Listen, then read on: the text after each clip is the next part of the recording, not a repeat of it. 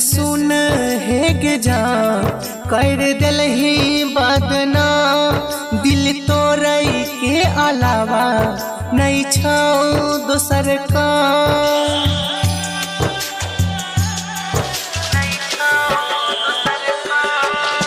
सुन है गे जा कर दिल ही बदना दिल तोरई के अलावा नहीं छाओ दोसर का।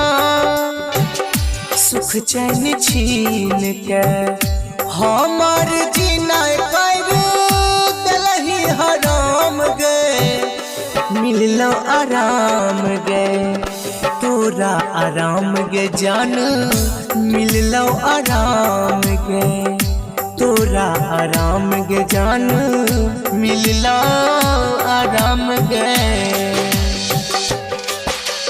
डीजे विकास बेतिया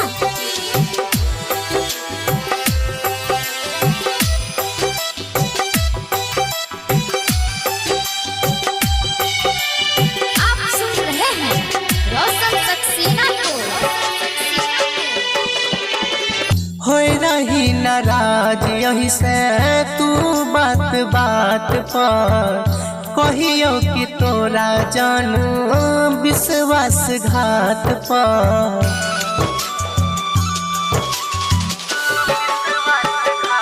हाँ होय रही नाराज यही से तू बात बात पर कहियो कि तोरा जानू विश्वासघात पर।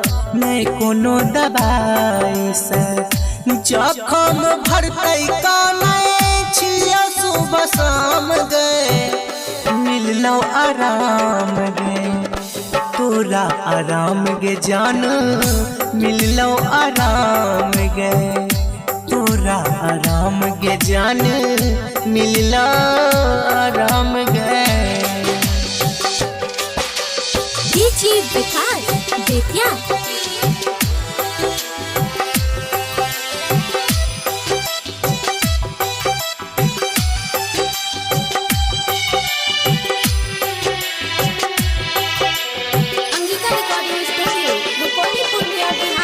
मन्नू रौनक मिलल प्यार में सबक गए अपने सफाई पगली अपने तू रख गए।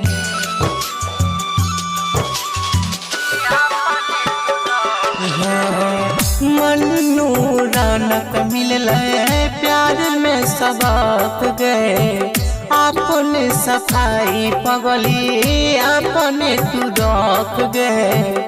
रोशन सक्सेना के लत लग गलो जान पिए के जाम गे मिललो आराम गे तोरा आराम गे जान मिललो आराम गे तोरा आराम गे जान मिललो आराम गे।